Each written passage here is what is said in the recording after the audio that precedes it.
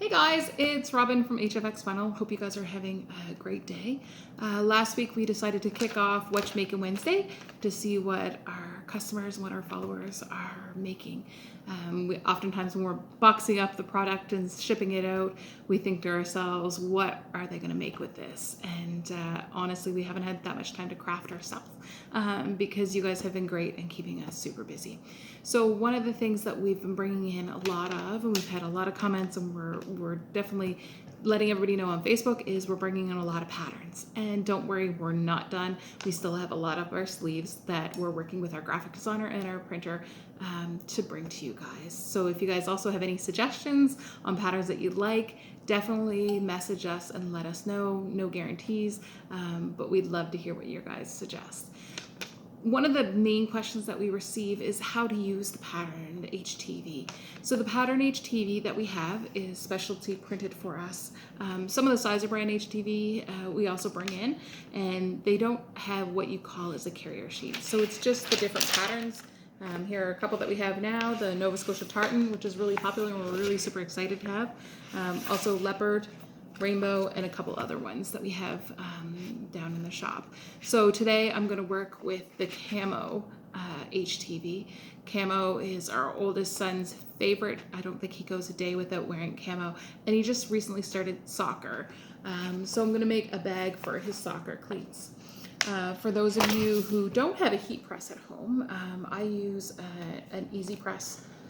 I have the Martha Stewart one, Christmas gift a couple of years ago, but today I'm going to use just a regular iron, so that way everybody, if you don't have a press or the easy press, you can just use your iron at home. So when you receive your pattern vinyl, you'll notice that it is really thin and it doesn't have a carrier sheet.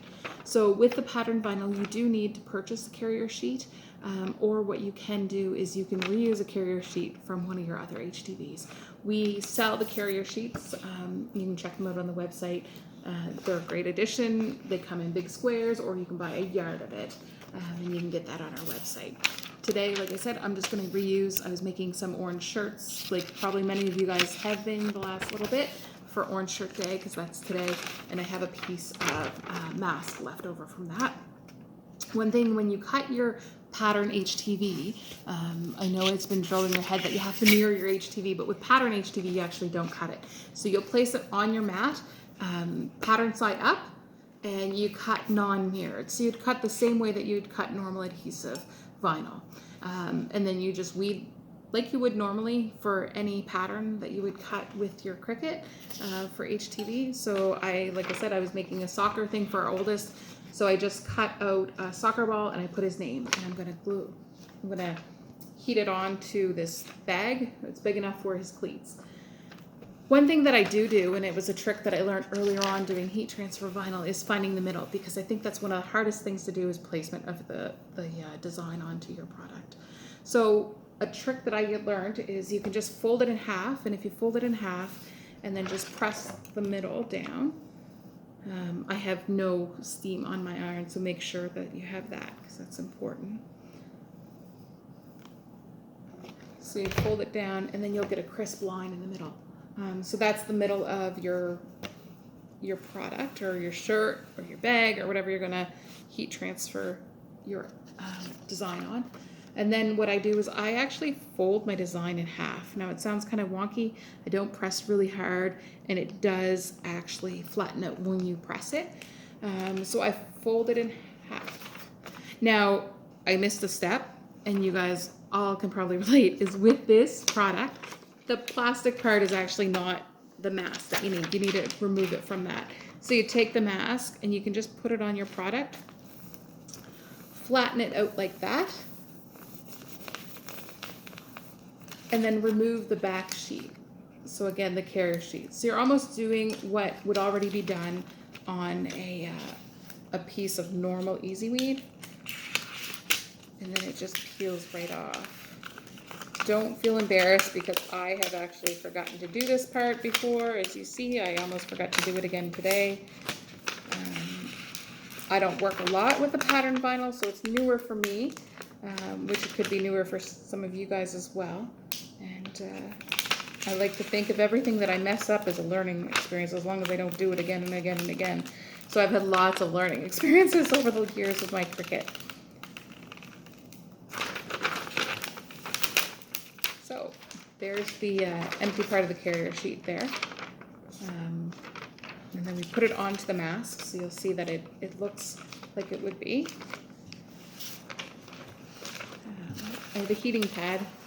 This is great. Never used to use one until I got it with my heat press, or my easy press.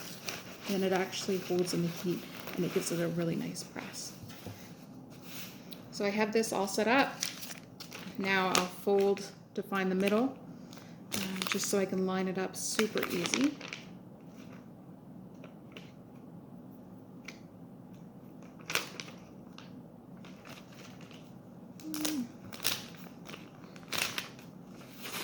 So you can see that there's a line down the middle, and then I just match up the lines. So I match up the line down the middle with the line down the middle of the bag. And you can see it's on the bag. And then don't forget to put something in between this. I use parchment paper. You can use Teflon sheets or different things like that. I always have parchment paper on hand because I love to bake, so I just usually use that. So what you do is you just take your iron and hold it down. Again, a press, whether it's an easy press or a heat press, will be a lot easier because it covers a lot more surface, but it's not impossible to do it with your iron. For those of you that are doing it, if you're doing a lot of them, you probably will want to get a press because after time, this is a lot. So I just hold it down for a couple seconds just to remove the mask again, and then I'll give it a final press.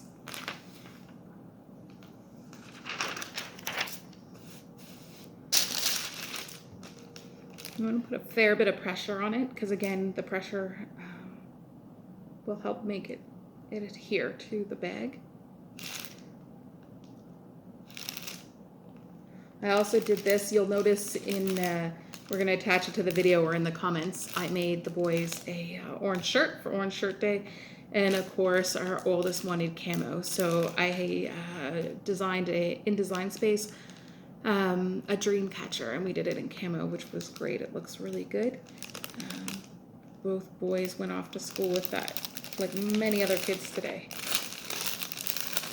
Okay, so here's our finished product. The camo's there, you'll notice, in the shape of a soccer ball. So very original, and it'll go with his other camo stuff. So post below and show us what you're making today, and we'd love to hear from you guys. If you guys have any other suggestions on products that you'd like to learn more about that we carry, definitely send them off, whether it's a message or a comment down below. The other thing is that make sure you keep an eye open for the other patterns that we're going to bring in. Anyway, thanks. Have a good day.